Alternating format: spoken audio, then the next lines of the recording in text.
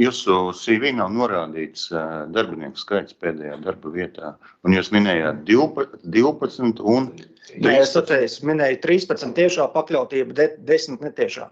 Kā izpaužās šī netiešā pakļautība? Netiešā pakļautība, tas ir, kā mēs efektivizējot uzņēmumu darbu, mēs teiksim tādas pakalpojumus kā juridiskais atbalsts, finanšu analīze, IT sistēmas, mēs viņas mums sniedz mātes uzņēmums, respektīvi šie darbinieki bija netiešā pakļautībā, kuri pildīja manas dotos lūgumus, norādījumus, vajadzības priekš asta meitas uzņēmumu. Paldies. Uldi? Jā, paldies, bet es vēršu uzmanību, ka jūsu CV nebija norādīts darbinieku skaits, un mums nav iesniegts neviens dokuments, kas apliecinātu šo te darbinieku skaitu un kādu apgalvojumu jau var. Sanāk, ka tie darbinieki, kas bija mācas uzņēmumā, bija padotībā 2 darbiniekiem? Viņi man bija netiešā padotībā. Kas ir netieši padotība? Netieši padotība, kad vadītājs ir ka viņi nav konkrēti padoti vadītājam, viņi ir netieši padoti kādam citam, respektīvi man tiešais vadītājs viņiem pieņemsim skaidroju ir Latvijas pasaules valdes priekšsēdētājs, bet es pie šī darbinieka varu vērsties un viņam dot savu nepieciešamos uzdevumus, neejot caur valdes priekšsēdētāju, bet patiešām. Tā ir komisijas interpretācija, ka darbinieki var būt arī netiešā padotībā. Nav komisijas interpretācija, Dainār. Sniegsim jums līdz atbildi. Jūs, Gorska kungs, jau nebija komisijas loceklis. Jūs bijāt komisijas priekšsēdētājs. Mēs tīri no juridiskās puses, lūdzu. Jā, par šo te padotības formām, tad, ja mēs paskatāmies arī valsts pārvaldes iekārtas likumu, tad ir 2 padotības formas - pakļautība un pāraudzība. Un šī gadījumā es saprotu vairāk, jūs runājat par pakļautību, bet ir tā arī institucionālā pāraudzība, funkcionālā pāraudzība, un šeit ir tas, ko varbūt arī minēja izpildīt ar kandidāts, un kas atbilst mūsu apstiprinātajam nolikumam, jo nolikumā iet runa par padotību, nevis pakļautību. Paldies. Paldies. Ulds Sainārs. Jā, man tik bažas par Gorska kunga apgalvojumu, jo valsts pārvaldes iekārtas likums kā tāds neatiecas uz privāto tiesību juridiskām personām. Tas kapitāla sabiedrība nav valsts pārvaldes iekārtas likuma subjekts. Jā, bet jēdzienu piemērošanai, protams, jebkurš normatīvais akts ir tāds, kas dod mums saprat par konkrētiem jēdzieniem, neatkarīgi par to, kuru nozari tas regulē. Gorska kungs, es vēršu uzmanību. Es ikdienā strādāju ar vairākiem apakšuzņēmējiem, kuriem ir darbinieki, ir projektu darba organizācijas. Un darba uzdevums šiem te darbiniekiem patiešo dod pārstāvis no kontraktora. Tā kā šeit jau kopā privāto tiesību un publisko tiesību normatīvos aktus, te ir bažas pamatotas par juridisko kvalifikāciju. Uldi, Paldies. Lūdzu paturēt savu viedokli pie sevis. Kolēģi Gatim Ģermanim būs vēl kāds jautājums. Zālīša kungs. Lūdzu, uzdodam jautājumus Gatim Ģermanim. Kādā veidā mēs konstatējam, ka ir darbinieki? Jūsu CV ir norādīts darbinieku skaits iepriekšējās darba vietās, bet nav norādīts pēdējā. Tā bija nejaušība, ka aizmirsāts norādīt to darbinieku skaitu? Tā bija nejaušība. Un iepriekšējās atcerējāties? Atvainojos par neuzmanību. Labi, tad jūs nebijāt norādījuši darbinieku skaitu CV, tad sanāk, ka komisija ir pieprasījusi papildus dokumentus, lai uzzinātu šo darbinieku skaitu no jums? Šo te vajadzēja droši vien komisiju. Ne, bet jūs tik sniedzāt kādu atbildi par darbinieku skaitu. Es atkārtoju. Pagaidiet. Paldies, Gati. Vai jūs sniedzāt kādu informāciju par darbinieku skaitu telefoniski, rakstiski vai kā savādāk? Es droši vien šo te darbinieku skaitu precizēju, ja bija tāds jautājums, tad tādā tikšanās reizē, ka mēs tikāmies ar komisiju. Nē, bet pirmā kārta bija dokumentu pārbaude. Vai jūs sazinājāties? Es izslēdzu mikrofonu ārā. Kolēģi, pirmā kārta bija dokumentu pārbaude. Lūdzu ievērojot sēdes kārtības noteikumus. Ilza, lūdzu. Es esmu viena no komisijas locekļiem un arī uz iepriekšējā kolēģa Andru uzdoto jautājumu. Es varu teikt to, ka komisija izvērtēšanas gaitā šis jautājums tika pārunāts un no iesniegtajiem dokumentiem bija skaidrs, ka kandidāts atbilst noteiktajai prasībai. Līdz ar to arī nebija nekādas šaubas vai vispārējais. Komisijas rīcībā, man kā komisijas loceklim atbild uz šo jautājumu bija skaidra. Paldies. Ulcainārs. Jā, paldies. Jūs varat nosaukt to dokumentu vai parādīt mums, no kura jums kļuva viss skaidrs? Es no galvas noteikti jums nevaru nosaukt un parādīt. Es arī nevaru, jo tādēļ, kad komisijas darba dokumenti bija komisijas darba dokumenti, un es varu tikai apliecināt, ka man šāda informācija bija, un tas radīja pārliecību, ka kandidāts atbilst noteikumiem. Jā, bet visiem deputātiem ir iespējams iepazīties ar komisijas sēdes protokolu, ja pieprasīs tā kā informācija netiek slēpta.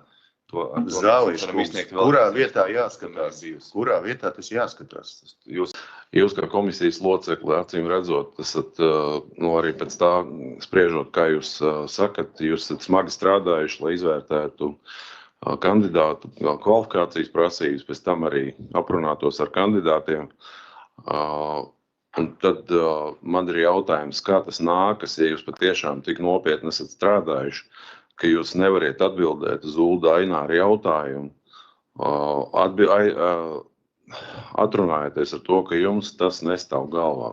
Ja vienkārši, un vēl pēc tam zinot to, ka šodien būs šī te jautājuma izskatīšana šeit domas sēdē, būtu normāli, ka jūs būtu paņēmuši līdzi šos te noteikumus, un jūs varētu atbildēt uz katru jautājumu konkrēti par punktu. Šobrīd par to punktu, par ko mēs runājam, punkts ir 353.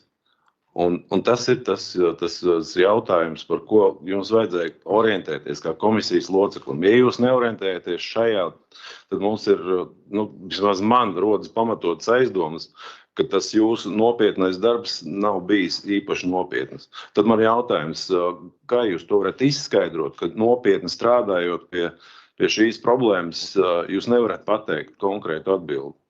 Manuprāt, jums tika Jānis sniegt atbildi, bet Ilziņš atbildēs. Nē, netika. Es arī gribēju precizēt, es iepriekš atbildēju šo jautājumu, lūdzu kolēģi jautājumu tālāk, savādāk mēs par vienu un to pašu jau šobrīd... Nē, jūs neatbildējat, jūs pateicāt, jūs nevariet pateikt. Jā, paldies. Šeit izskanēja nepatiesas apgalvojums, ka konkursu nolikums neparedz tiesības un iespējas komisijai arī pirmajā kārtā. Gorskungs, jūs neteica, ka tiek komunikācija.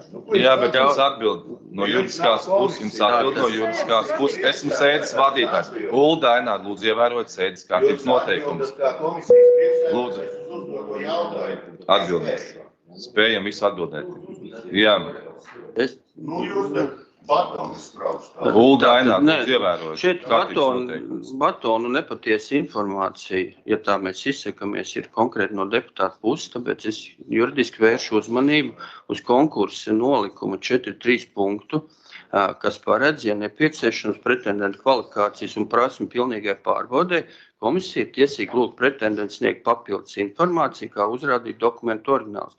Un konkrēti tātad šis punkts piešķir plašas tiesības komisijai, tad komunicēt gan telefoniski, mutvārdu formātā, rakstiskā formātā, pieprasīt papildus dokumentus arī pirmajā kārtā. Protams, arī tas var notikt arī otrajā kārtā, un var notikt arī šī pretendentu izvēle, tā teikt, un komisijas darbs miksētā kārtībā, kur komisija kaut kāds neskaidrs jautājums noskaidro arī intervijā, kas var notikt arī pirmajā kārtā. Tas nav aizliegts. Šis konkursu komisijas nolikums, kā es vēlreiz uzsvēršu un minēšu, tātad komisijai piešķir plašu rīcības brīvību izvērtēt kvalitatīvus šos kandidātus, atlasīt pašu kvalitatīvāko kandidātu un virzīt apspriešanas domas sēdi. To, manuprāt, arī komisija ļoti profesionāli izdarīja. Jā, paldies. Ivaram, lūdzu, Jāni. Gorskungs, jūs arī absolūti profesionāli tikko izvairījāties no konkrētas atbildes. Es savā jautājumā nevienā brīdī neteicu, ka komisijai nav tiesību komunicēt ar kandidātiem. Es nekad to neesmu teicis, un arī nesaku. Es zinu to, ka tur ir 4.3 punkts, kurā tas ir paredzēts. Bet klausoties potenciālā izpilddirektora vietas kandidāta teiktajā, klausoties komisijas locekļu teiktajā, tur nevarēja neko citu sadzirdēt, kā ka komunikācija nav bijusi. Vienkārši ir saprasts, ka kandidāts atbilst. Komunikācija nav bijusi, Un tad man tas jautājums bija jau pašā sākumā. Nevis es tur apstīdu 4-3 punktu vai kaut ko vēl. Kā, klausoties no tā, kā mēs varam neticēt komisijas locekļiem un kandidātam, kā mēs to varam neticēt, mēs viņam ticam. Un ja mēs ticam tam, ko viņi saka, mēs skaidri dzirdējām, ka komunikācija nav bijusi, bet pārliecība ir radusies. Kā tas ir iespējams? Jautājums ir, kā tas ir iespējams bez komunikācijas dabūt tādu informāciju. Neteiks, mums ir pieejams komisijas sēdes protokols, mums ir atklāta konkursa. Zālīša kungs, jūs atkal demagoģiju runājat pirmajā kārtā. Mums ir pretendenta otrās kārtas izvērtēšanas. Otrās kārtas, jā, bet pirmajā kārtā jānoskaidro kvalifikācijas Informācija netiek slēpta, informācija ir visiem pieejama. Pastāstiet, kā jūs nonācāt. Nav tā protokola. Nav pirmās kārtas protokola. Jautājums pirms sēdes, gan arī pēc sēdes, un visi dokumenti jums tiks izsniegti. Un varēsiet pārliecināties par šiem konkrētiem jautājumiem. Tāpēc dažos jautājumos palūkšu vienkārši neinterpretēt un nepasagrozīt faktus. Šis nav faktu sagrozīšana. CV nav ierakstīts darbinieku skaits. Jā, diskutējam jau 15 minūtes. Jā, bet jūs neesat atbildējuši. Kāds ir iespējams? Atbildējāt, ka jūs esat izdomājuši. Tas arī viss, ko jūs pateicāt.